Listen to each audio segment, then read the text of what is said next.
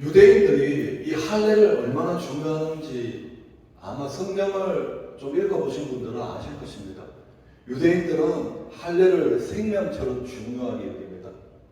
유대인들은 어떻게 생각하느냐 하면 자신이 할례를 받았기 때문에 하나님께 선택받은 백성이고 천국 백성이라고 생각합니다. 반대로 할례를 받지 않는 이방인들은 할례 받지 않았기 때문에 하나님으로부터 버림받은 자들이요 지옥의 땔감이라고 생각합니다.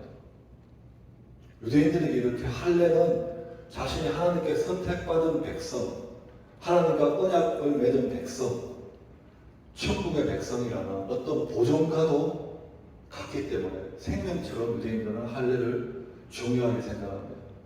그런데 이 할례는 유대인들이 언제부터 받기 시작하신 걸까요? 모세가 시내산에서 율법을 받은 뒤로부터 할례를 받기 시작했을까요? 언제부터 유대인들은 할례라는 의식을 하기 시작했을까요? 유대인의 조상 아브라함이 하나님께 부르심을 받고 하나님과 언약을 맺잖아요. 나는 너의 하나님이 되고 너와 너의 자손들은 나의 백성이 되리라는 그 언약을 맺는 그 때부터 할례라는 의식이 시작됩니다. 창세기 17장에 할례에 대해서 잘 나와 있습니다. 창세기 17장 9절 말씀입니다. 보이시면 우리 같이 읽을게요. 하나님이 또 아브라함에게 이르시되 그런즉 내 언약을 지키고 내 우선도 대대로 지키라. 아브라함에게 언약을 지키라고 합니다. 너와 나와 언약을 맺었다. 하나님이 되고 너는 나의 백성이 되는 언약을 맺었다. 근데 이 대대로 지키라. 아브라함만 너나 지키는 것이 아니라 대대로 지키라고 합니다. 대대로 지킬 언약이 무엇이죠? 너희 중 남자는 다 할례를 받으라. 이것이 나와 너희와 너희 후손 사이에 지킬 내 언약이니라. 하나님과 아브라함의 언약을 맺었습니다. 그런데 그 언약에서 지켜야 되는 것이 내용이 뭔가 하면 할례를 받아라는 것입니다. 할례를 어떻게 받을 수 있습니까? 11절입니다. 같이 읽을게요. 너희는 포피를 배워라. 이것이 나와 너희 사이의 언약의 표징이니라. 포피를 배워라. 남자들 생식기에 껍데기를 잘라내라는 것입니다. 한국말로 하면 포경수술이라고 말하죠. 포경수술을 하라는 것입니다. 그런데 그것이 왜 포경수술로 끝나는 것이 아니라 그게 뭐 중요한가 하면 언약의 표징입니다. 우리가 결혼식을 할 때 결혼식만 맺고 끝납니까? 아니면 그 결혼식은 언약이잖아요. 당신은 내 아내로 맞이하겠습니까? 남편으로 맞이하겠습니까? 언약을 맺고 표징으로 뭘 우리가 결혼식 때 줬죠? 반지잖아요.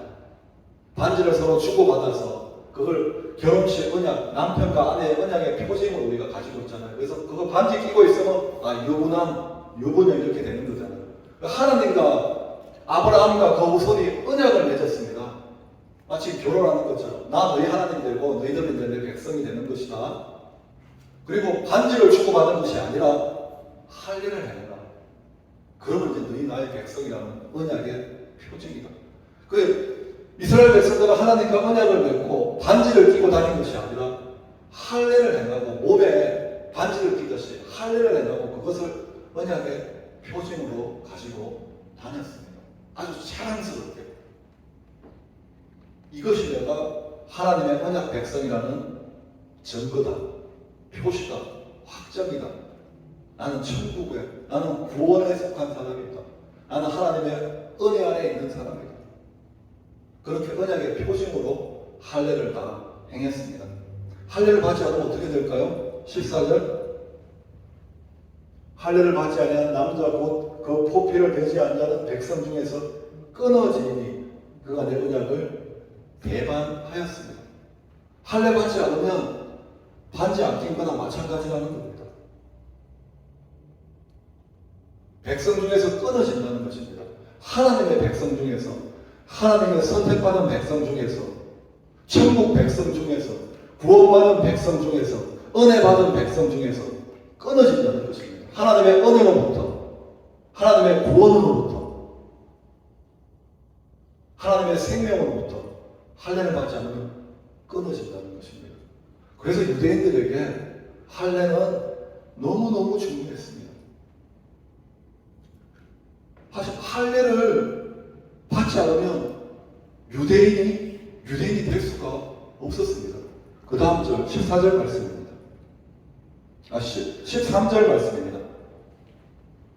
너희 집에서 난 자든지 너희 돈으로 산 자든지 할례를 받아야 하리니 이는 내 언약이 너희에 사져 있어 영원한 언약이 되느니라. 유대인 집에서 났습니다. 내 어머니 아버지가 유대인입니다. 그런데 내가 할례를 받지 않잖아요? 그러면 나는 유대인이 안 되는 겁니다. 하나님의 백성에 들어갈 수 없습니다. 반대로 내가 유대인의 종으로 팔려왔습니다. 내가 유대인이 아니에요. 유대인의 종으로 팔려왔습니다. 그런데 내가 할례를 받았잖아요. 돈으로 산다든지 종으로 돈 주고 돈으로 산다도 할례를 받으면 유대인 하나님의 언약 백성 안으로 들어갈 수가 있었습니다.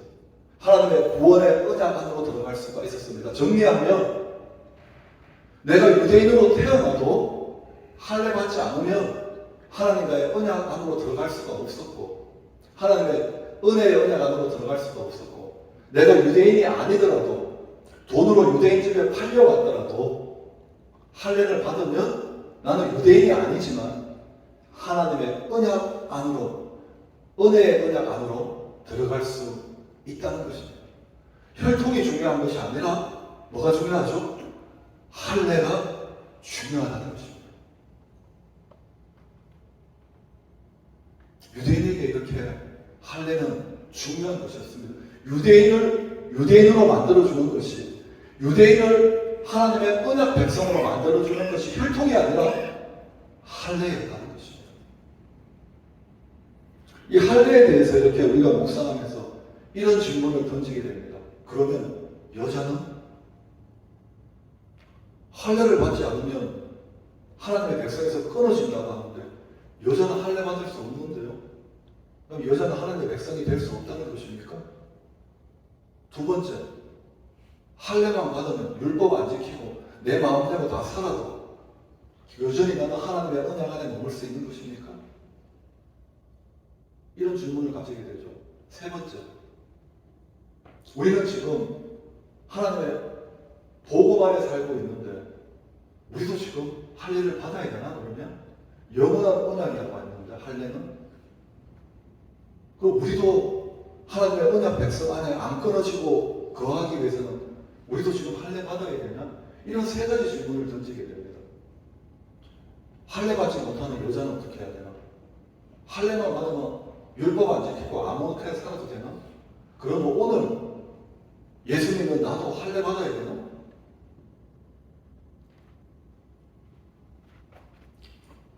우리 복음의 빛 아래 살고 있는 우리는 할례를 어떻게 해석해야 됩니까? 사도 바울은 이렇게 할례를 해석합니다. 로마서 2장 28절 말씀입니다. 같이 읽겠습니다. 물론 표면적 유대인이 아니요 표면적 육신의 할례가 아니라 내가 유대인 어머니 아버지에게서 태어났습니다. 그리고 유대인처럼 옷을 입습니다. 유대인처럼 말을 합니다. 유대인처럼 회당에도 다닙니다. 하지만 그런 표면적 유대인 하나님의 백성이 아니라는 것입니다. 마찬가지로 내가 육체의 할례를 받았습니다. 내 피부를 베었습니다. 내 생식기의 껍질을 가죽을 잘라버렸습니다. 육신의 할례를 받았는데 하나님이 말씀하십니다. 그것은 내가 원하는 할례가 아니다.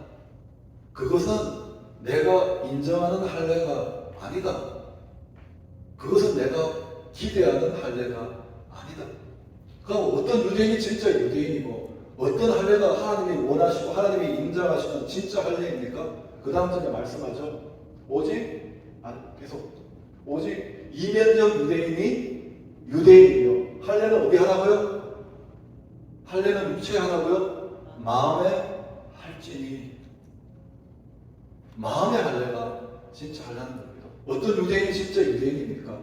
유대인처럼 옷 입고 유대인처럼 말하고 유대인의 율법에 대해서 아는 자가 유대인이 아니라 하나님을 마음에 모시고 범사에 하나님을 인정하고 하나님과 동행하며 사는 그 사람이 하나님이 인정하시는 유대인, 하나님의 택한 백성이라는 것입니다.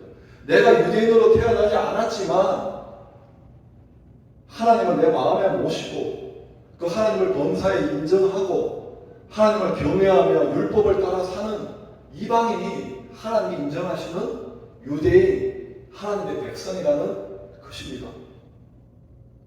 그리고 할례는 육체의 가죽을 잘라버리는 할례가 아니라 마음에 행하는 할례, 마음의 가죽을 잘라버리는 할례, 그것이 하나님께서 인정하시고 하나님께서 기대하시는 할례라는 것입니다. 구약에 염소와 항소의 피가 우리의 죄를 깨끗이 할 수 있습니까? 할 수 없다고 성경은 분명히 말합니다. 오직 예수의 피만이 우리의 죄를 깨끗이 할 수 있습니다. 그럼에도 불구하고 구약에 염소와 항소의 피가 죄를 깨끗이 하지 못하는데도 불구하고 계속 염소와 항소를 잡아서 피를 뿌렸습니다. 왜요? 예수 그리스도의 피가 하실 일을 미리 보여주는 모형과 그림자로서 계속 염소와 항소의 피를 뿌려왔다는 것입니다. 마찬가지로 하나님이 원하시는 할례는 육체의 할례가 아니라 마음의 할례라고 분명히 말하고 있는데 왜 이스라엘이 계속 육체의 할례를 받아왔습니까? 마찬가지죠. 하나님이 원하는 마음의 할례가 있다는 것을 보여주는 모형과 그림자라는 것입니다. 그래서 성경은 하나님은 이렇게 말씀하십니다. 할례를, 육체의 할례를 받지 않은 이방인들과 마음의 할례를 받지 않은 유대인이 똑같다고 에레미야 9장 26절에서 말씀하십니다. 같이 읽겠습니다.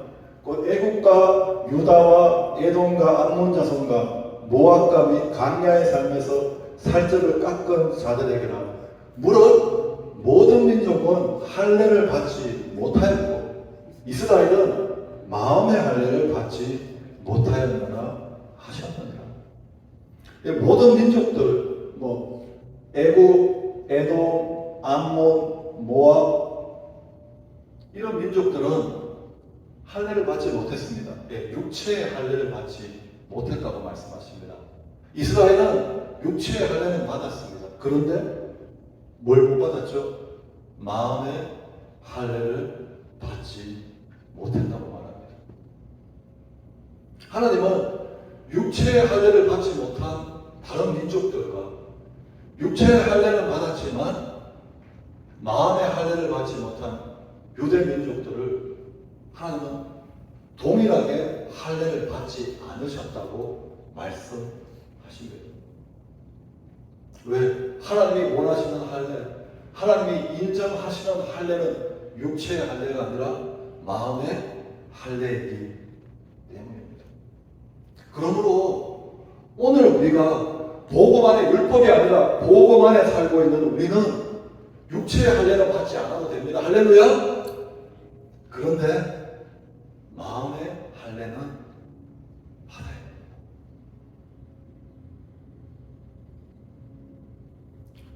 요한복음 3장에서 니고데모가 예수님을 찾아갔을 때 뭐라고 말씀하죠? 거듭나지 않으면 하나님 나라 볼 수 없다. 거듭나지 않으면 하나님 나라 들어갈 수 없다. 이 말씀을 다른 말로 오늘 마음의 할례로 바꾼다면 네 마음의 할례를 받지 못하면 하나님 나라 볼 수 없다.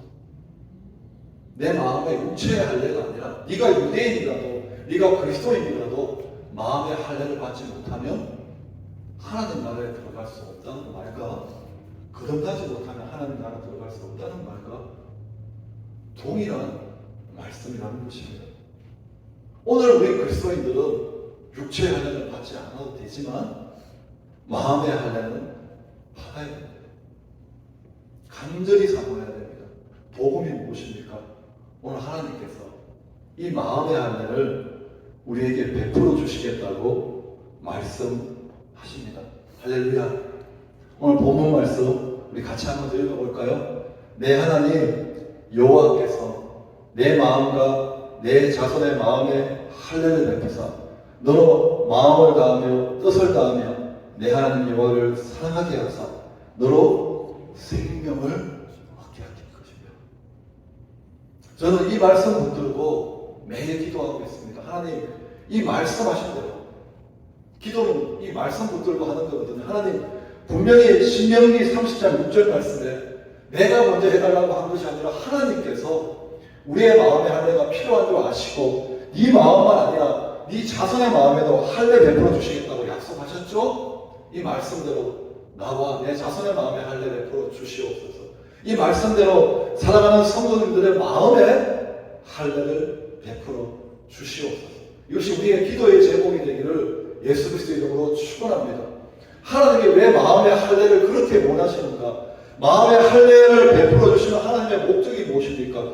내 자신의 마음의 할례를 베푸사 너로 만사 형통한 삶을 살게 해주실 것이다. 마음의 할례를 베푸사 내 모든 소원이 성취되는 삶을 살게 해주실 것이다. 마음의 할례를 베푸사 무병장수한 건강한 삶을 살게 해주실 것이다 라고 말씀하지 않습니다. 마음의 할례를 베푸사 너로 영생을 얻고 천국 가게 해주실 것이다 라고도 말씀하지 않았습니다. 마음의 할례를 베푸사 너로 마음을 다하고 성품을 다하여 하나님을 사랑하게 하사. 하나님께서 우리 마음에 할례를 베풀어 주시려고 하는 목적이 무엇이죠? 마음을 다하고 성품을 다하여 하나님 사랑하게 하는 것입니다. 천국에는 마음에 할례 받은 사람들만 가게 될 것입니다. 다른 말은 천국에는 마음의 할례를 받아서 마음을 다하고 성품을 다하여 하나님을 사랑하는 사람들만이 모여있는 곳입니다. 그렇게 사랑하는 하나님과 같이 있기 때문에 천국이 될 수 있을 것입니다. 왜 이렇게 마음의 할례를 받아야지 하나님을 사랑하게 할 수 있느냐? 북극은 얼음과 눈으로 북극은 덮여 있습니다. 땅이 하나도 보이지 않습니다.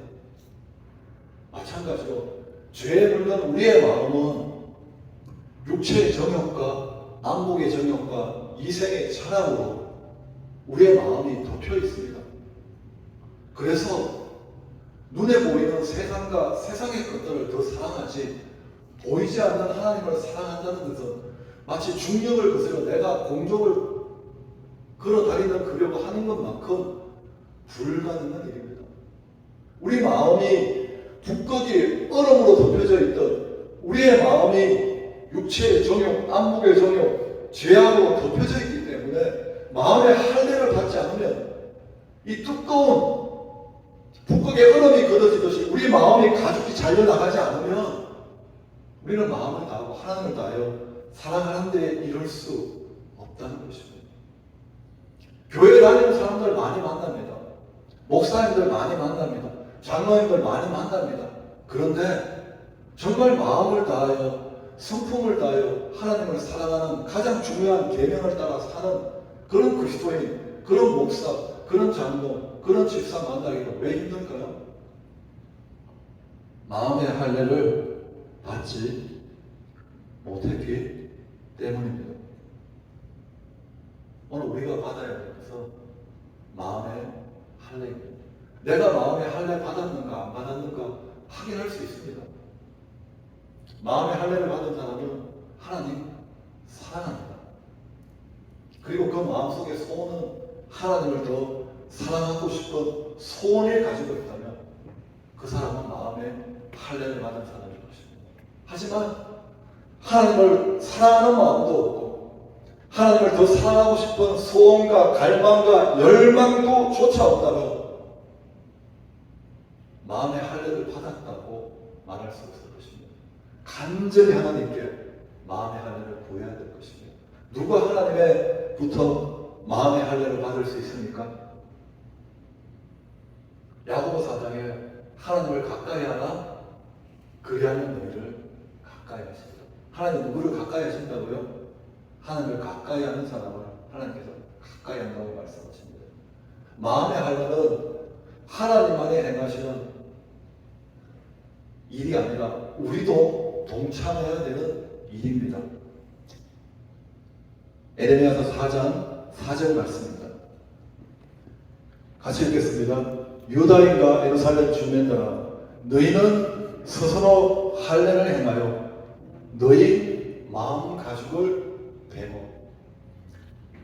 유대인들에게, 예루살렘 주민들에게 너희들은 스스로 할례를 행하는데 어디 가죽을 베다고요?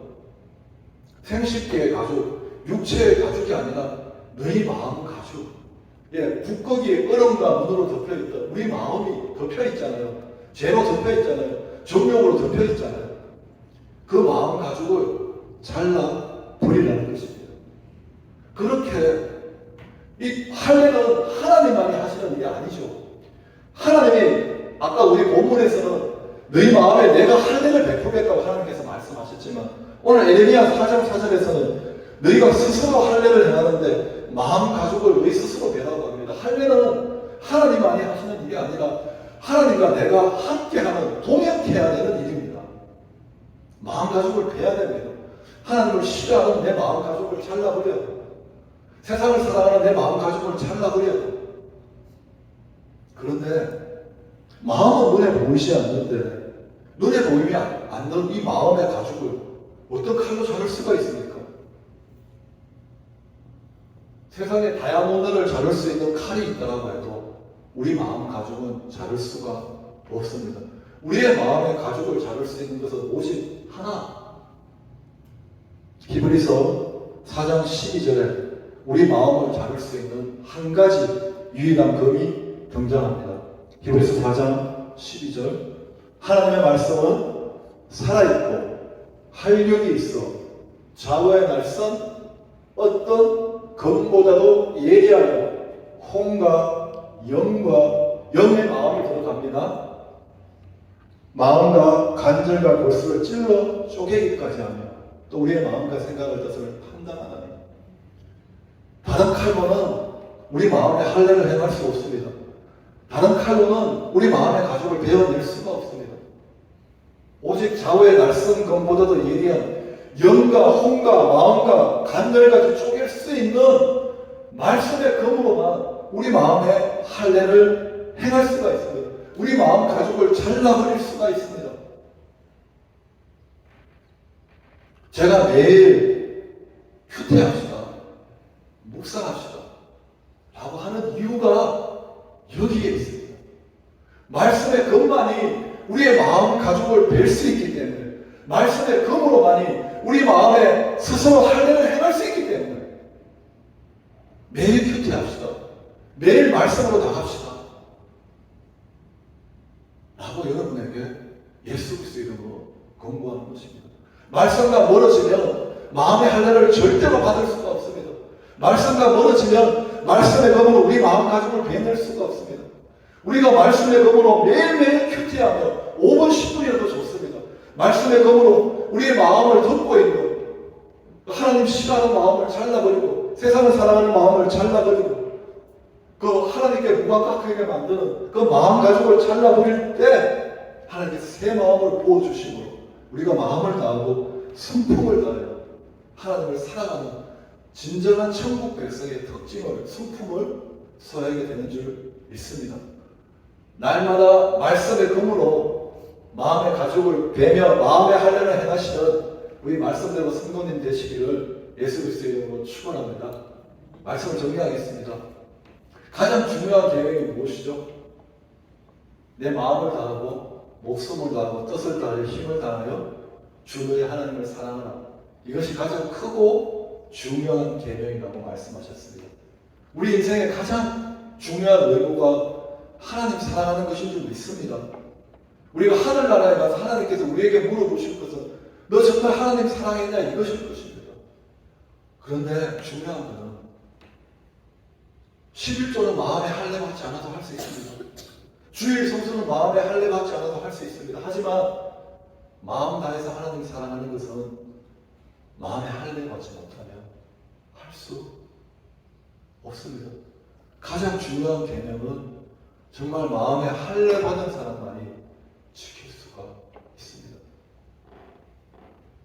매일매일 하나님 앞에 나아가셔서 하나님 신명기 30장 말씀대로 나와 내 자손의 마음에 할례를 베풀어 주셔서 나로 하여금 내 자손으로 하여금 하나님 마음 다해 사랑하게 해주십시오 라고 기도하며 동시에 말씀의 검으로 주야의 말씀을 묵상하는 가운데 말씀의 검으로 자신의 마음 가정을 매는 마음의 할례를 행하시는 저와 여러분들이 되시기를 예수 그리스도의 이름으로 축원합니다.